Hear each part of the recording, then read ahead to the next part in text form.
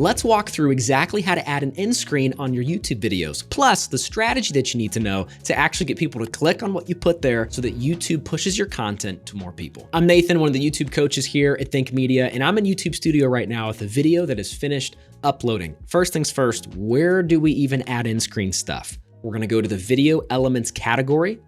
It'll be the fourth option down right here, add an end screen. Couple things to note. If for some reason this option is grayed out, you can't select the button that says add, could be a couple reasons why. The biggest culprit is gonna be you just need to wait for your video to finish uploading. If your video is less than 25 seconds, you won't be able to add an end screen. And depending on some of the details of your video, for example, if you set this video as made for kids, that takes away the ability to add an end screen. But assuming you can click on the add button, go ahead and do that and you'll drop right inside the end screen editor.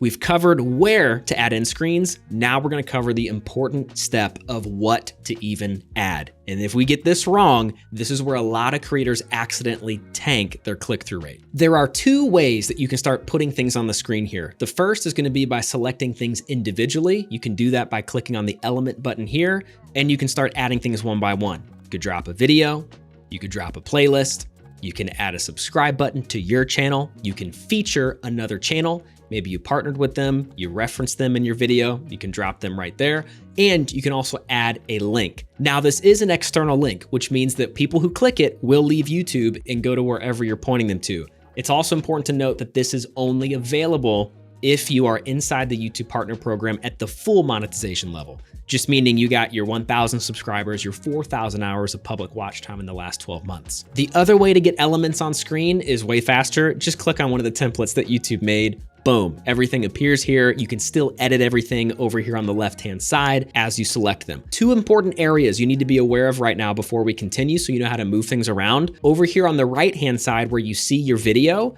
this is the preview window. So this is where you can actually move things around. You'll notice the border that's inside the video to make sure that you're not gonna go above it or outside of it. This is where you can move your elements around. On the bottom, the timeline side of things, this is where you can adjust the duration. This is how long something stays up on screen or when it enters. When it comes to end screens, a maximum duration of 20 seconds is what YouTube gives you. So 20 seconds for things to be on screen, or that they could be, and the minimum is gonna be 5 seconds. So this is important to think through when you're recording your video, and hopefully you're thinking through things with your video and you're like, yeah, I'm gonna have an end screen, to be able to plot out how much time you wanna leave depending on what you wanna put here. To undo any action or kind of get out of this, if you wanna do a all clear, you can simply discard changes and then come back inside to a blank slate.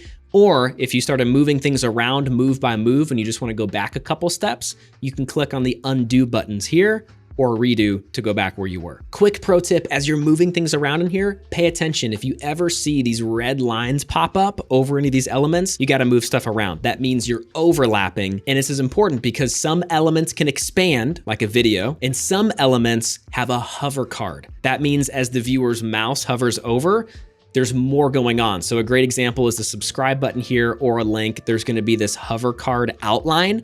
As you're designing things, go ahead and check that on so you can see the space that this thing requires. So as you're organizing, just be aware of that. So let's walk through this together. I'm gonna go ahead and map some things out. I'm gonna get to the point in my video where I know I'm wrapping things up, which for this particular video, even though it's a test, we'll just say, is it about right here? I can click the play button to hear where things are. Honors you and squad, I hope this inspires you. Boom, we're right at the end here, okay? So the first step is to find the point in your video where you want things to start showing up. And then you wanna make sure you drag those items to that starting place. So I'm gonna come over here to the timeline. I've got these arrows that pop up. Once I see those sideways arrows pop up, I can click, drag, and bring over to about the spot where it was. Same thing with each of these. So now I know we're about here. To preview how things will show up, I'm just gonna move the playhead a little bit before all the elements, and I'm gonna click play. Hope this inspires you. Boom, okay, so we're actually like at a pretty good spot. Now, if I wanna change the way things are laid out, this is what I'm gonna do. I'm gonna come into the screen. We got the video here. I'll probably keep that there because it looks like I kind of like move off to the right side. So I'm gonna leave stuff over here. We'll keep our subscribe button over here on the right. Move our link down here as well. I'm gonna make the video, how big can I make the video? I'm gonna kind of scrub over. because I know I'm walking off. I'm gonna go ahead and make that pretty big, but not too big to start crowding out space on the link. So I'm gonna show the hover card outline over here on the left so I can see I'm like probably get in a little bit. Boom, a little bit of space.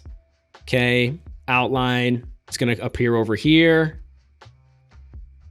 Not too bad because they'll hover over one of the others. That's why I'm not getting a red line over here. Okay, so we'll see what that looks like. This inspires you.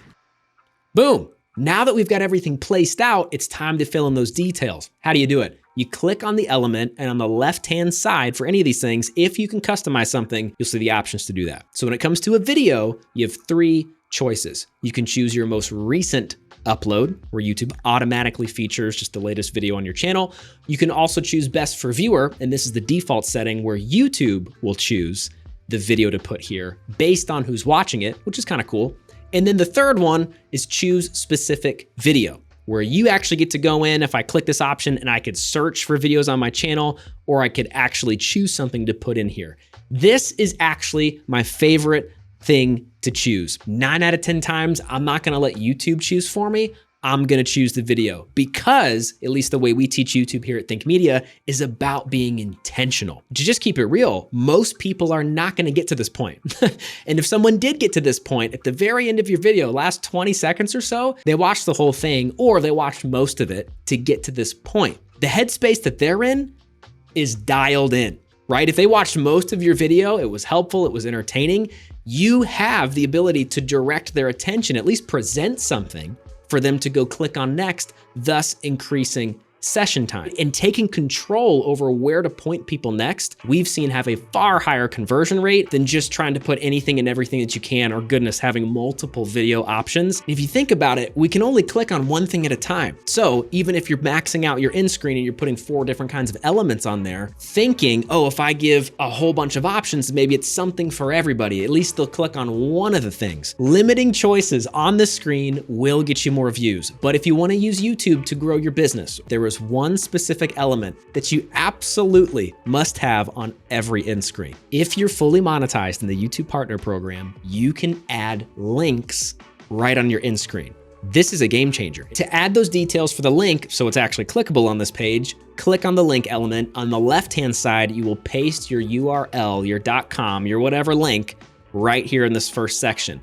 Now, this apply button is grayed out. In order for the link to work, which means YouTube process that it's going to like a correct website, you want this apply button to highlight so you can click on it. So if I put here mycreatorquiz.com, after your link is all set up, you can then add a custom message. And this is where you can put text that'll show up when people hover over this element on your end screen. So I'll put something like free quiz, just letting people know exactly what it is. And this is not worth overthinking, but it's also not worth underthinking because you don't have a lot of space here. So how can you make it very clear about what this thing is? After this, you can choose the style of call to action, which will be the button that'll pop up on the card as people hover over this link on your end screen.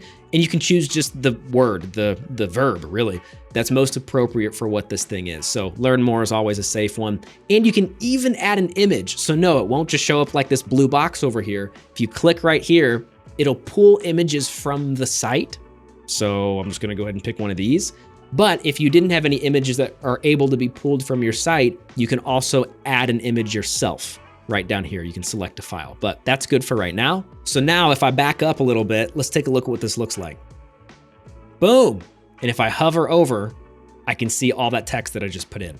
And by the way, I actually really encourage you to go to mycreatorquiz.com so you can take the free quiz and in 2 minutes, get a YouTube growth plan for your channel based on where you're actually at right now. Because here's what we realized. There's 5 stages of YouTube and you're in one right now. And a lot of us could be moving so much quicker if you actually were taking in the strategies and doing the tactics and understanding the advice that's appropriate for your level and your stage so you can go from where you're at to that next step. Check it out, mycreatorquiz.com to get your results. So adding links to the end screens of your YouTube videos is a pretty strategic move, but what if there was a way that you could turn your old videos into a view generating machine? If you've been posting videos on YouTube consistently, and let's say you got 10 to 20 videos at least that are already out, and you can tell, All right, some of these videos did better than other ones. What are your higher performing videos? You need to go to your analytics and then check out your real-time views.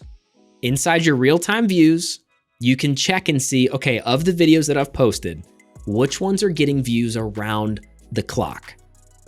This is huge because you can get into this section and just pick a few of these videos, your high performing videos, click on the analytics for that particular video, head over to details, scroll over on the right side and down a little bit to the end screen section. And yep, you can do this on any video that you've posted before. Now, what's happened?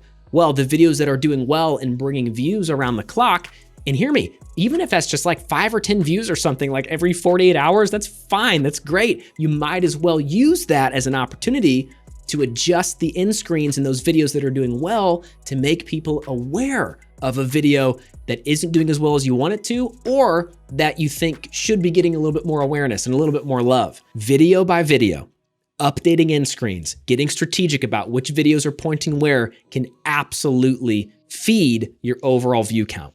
But the absolute best way to get the highest click-through rate from these screens actually isn't to rely on YouTube's gray boxes. If you really want to control where your viewers' eyes go and what they click on, you can take this to the next level by designing a custom outro card. If you want to learn how to create your own end screen like this, go ahead and click on that video. It's free, it's simple, and I'll meet you over there.